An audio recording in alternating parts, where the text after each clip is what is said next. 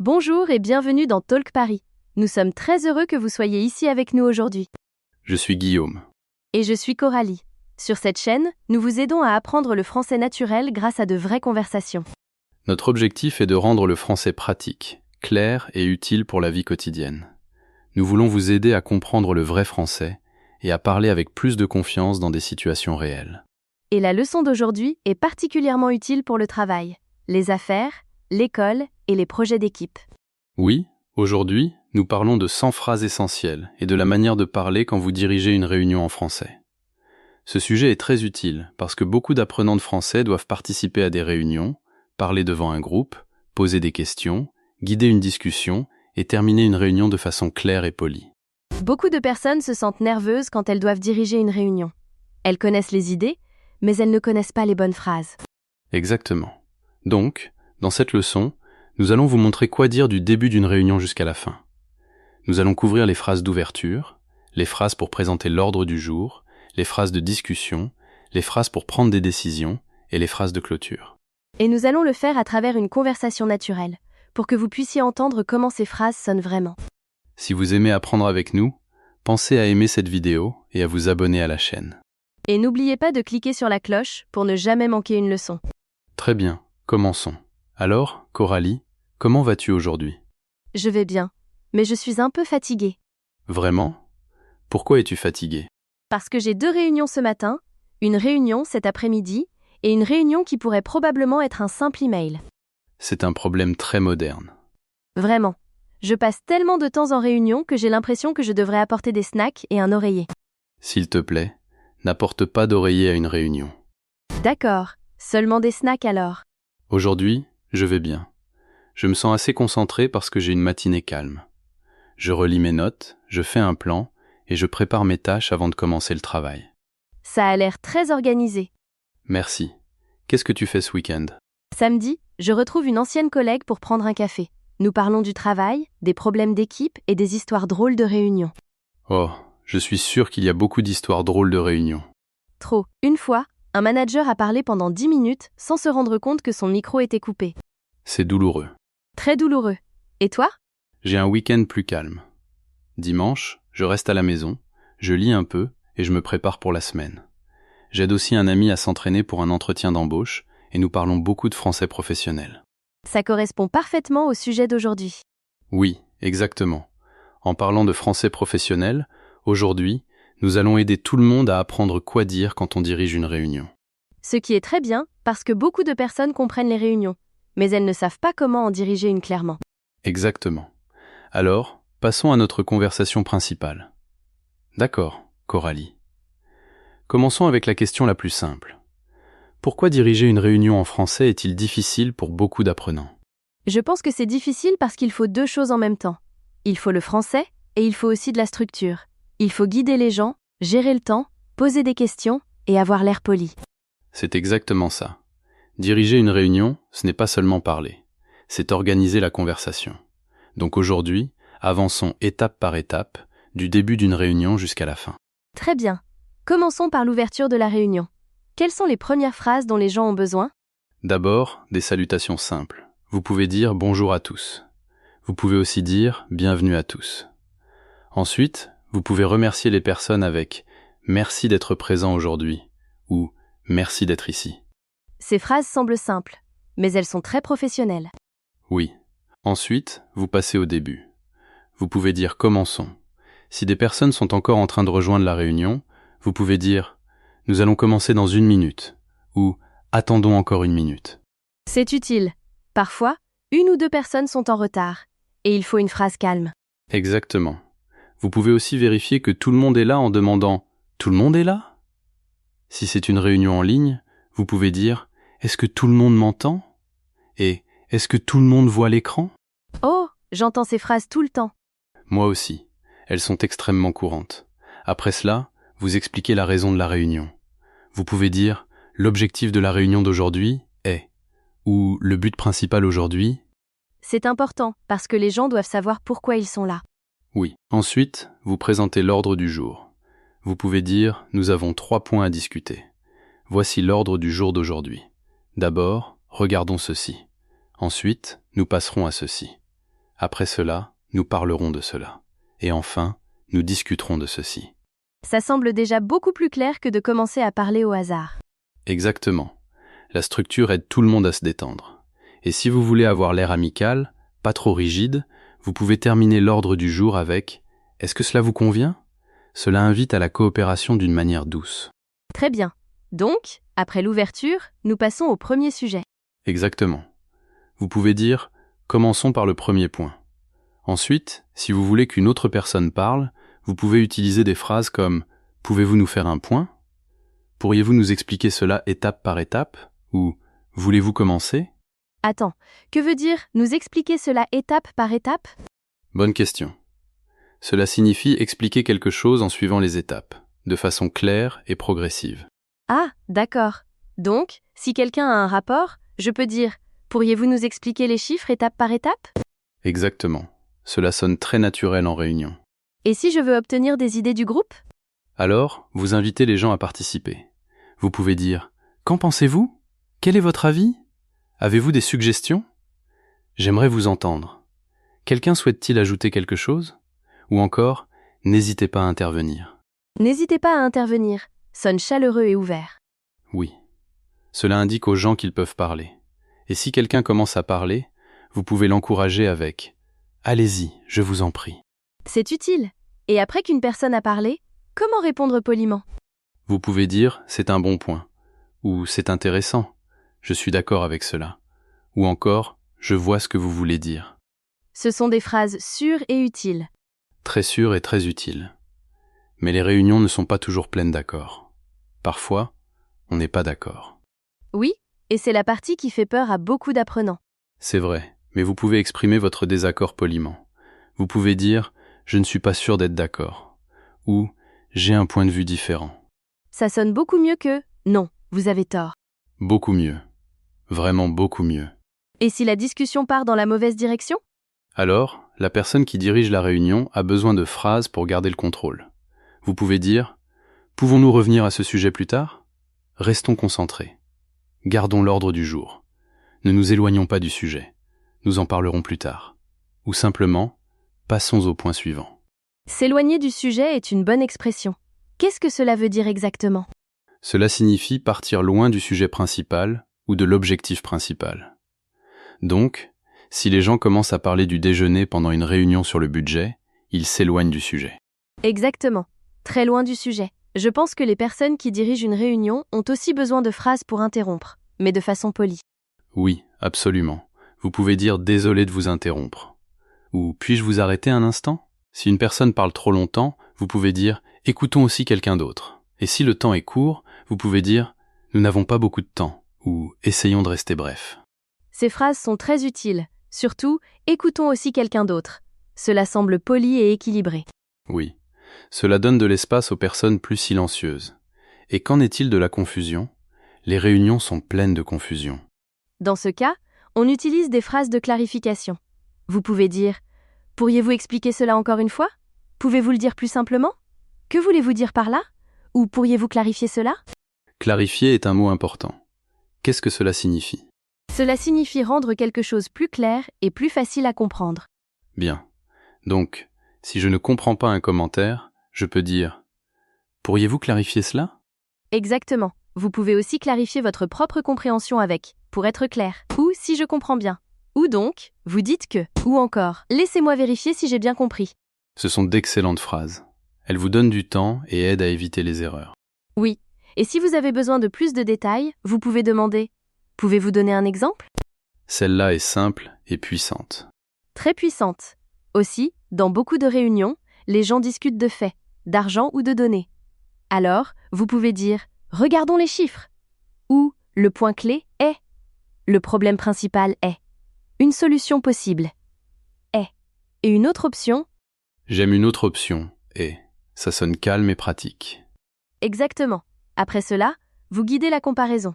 Vous pouvez demander quels sont les avantages et les inconvénients et quelle option fonctionne le mieux ? Cela semble très utile dans les réunions de décision. Oui.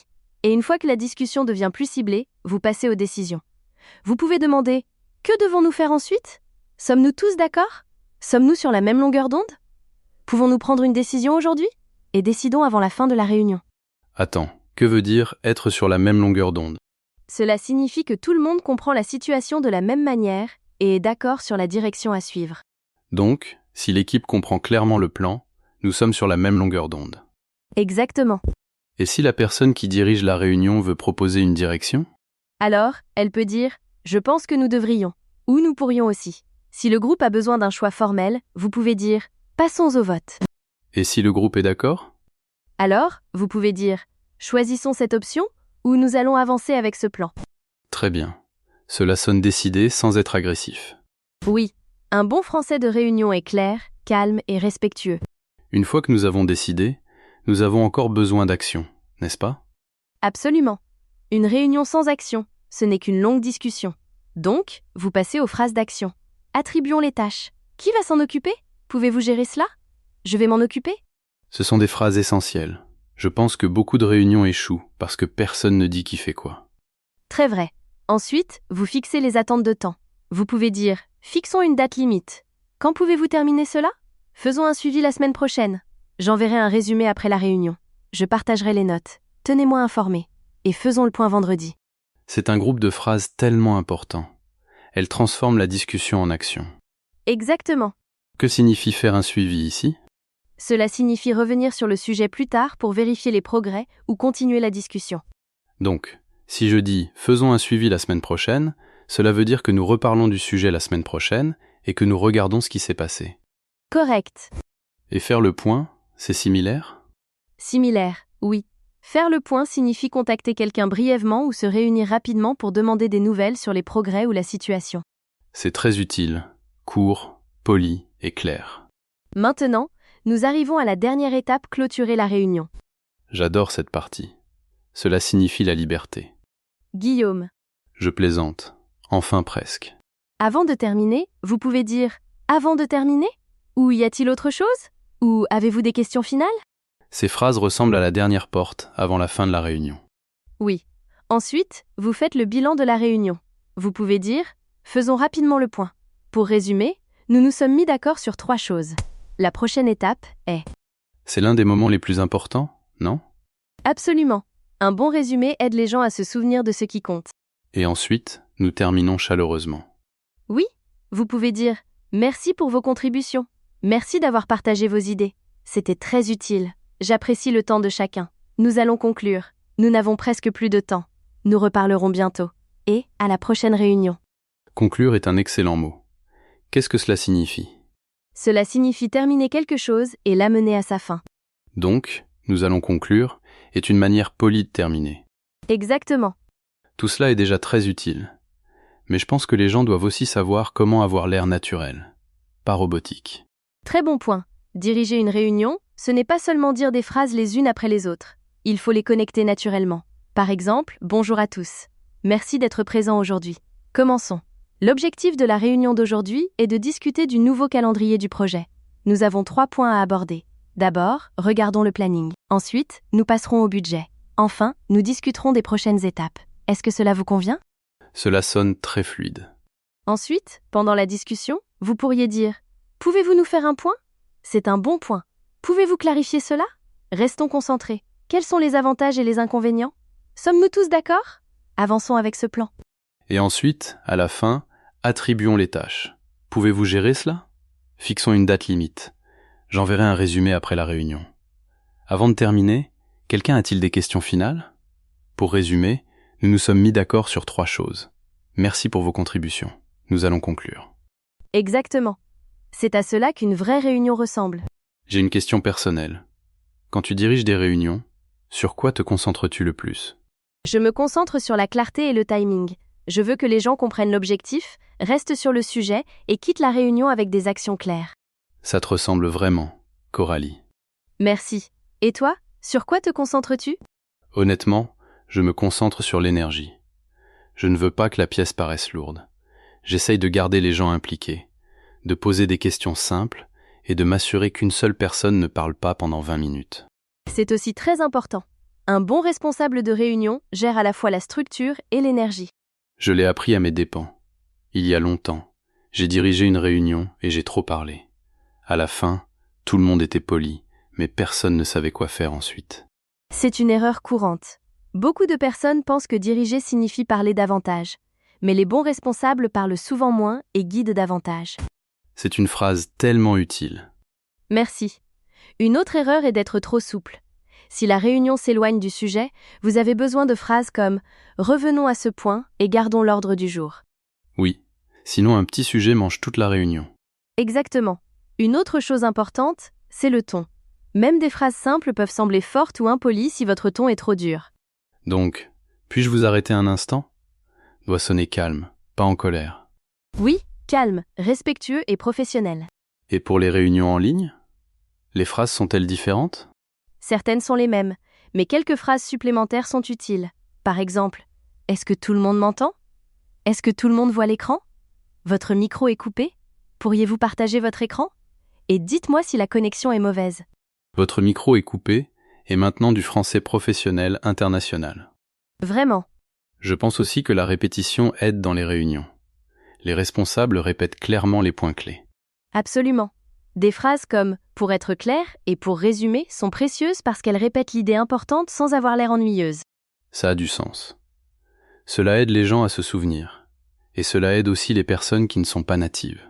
Exactement. Un bon français de réunion n'est pas un français compliqué. C'est un français clair. J'adore ça.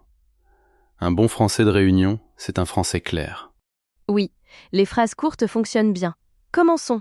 Qu'en pensez-vous ? Pouvez-vous expliquer cela ? Décidons qui va s'en occuper. J'enverrai les notes.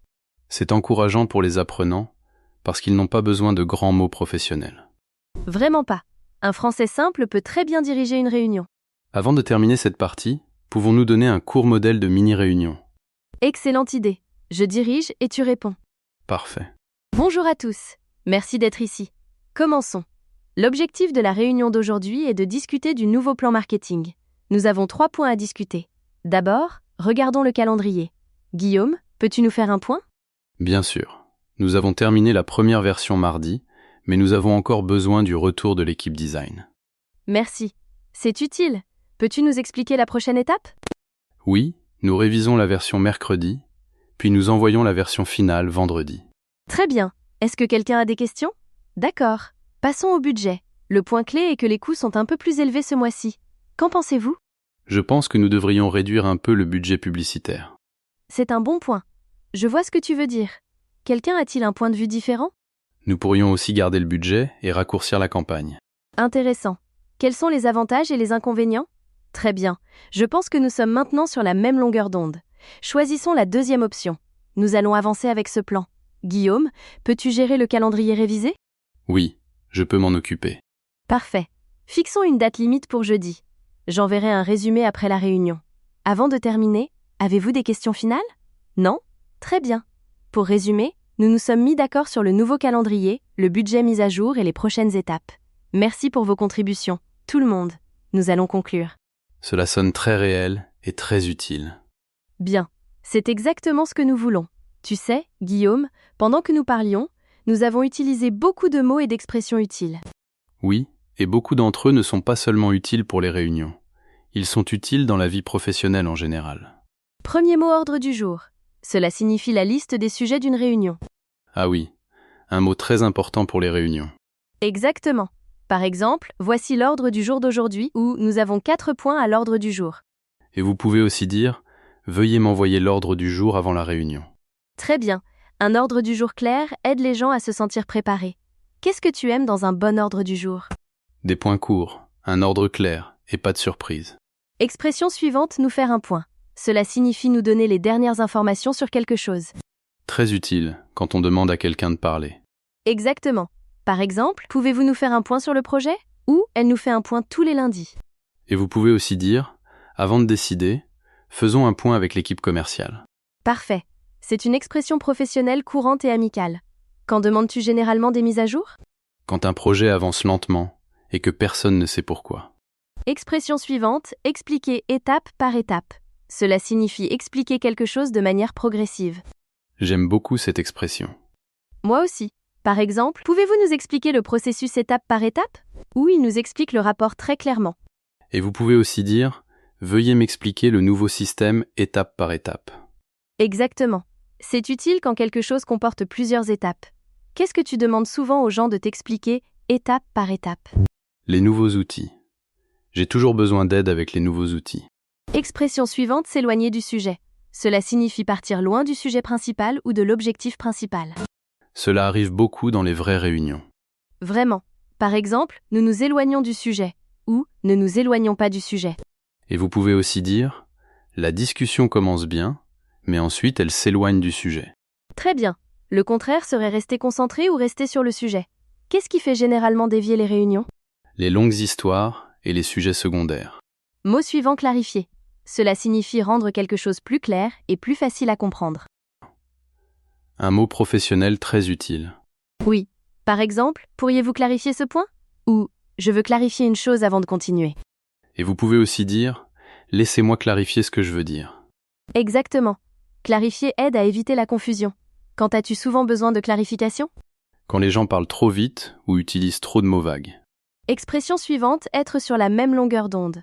Cela signifie que tout le monde comprend et est d'accord de la même manière. Très courant dans les réunions. Oui. Par exemple, je veux m'assurer que nous sommes sur la même longueur d'onde.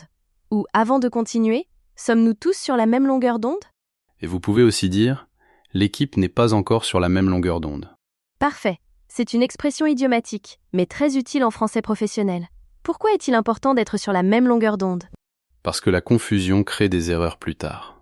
Mot suivant, date limite. Cela signifie la date ou l'heure finale à laquelle quelque chose doit être terminé. Ah oui, l'un des mots professionnels les plus émotionnels. Très vrai. Par exemple, fixons une date limite pour vendredi ou la date limite est la semaine prochaine. Et vous pouvez aussi dire « Nous avons manqué la date limite parce que nous avons commencé trop tard ». Exactement. Une date limite crée de la structure et de la pression. Que penses-tu des dates limites? Je les respecte. Je ne les apprécie pas toujours, mais je les respecte.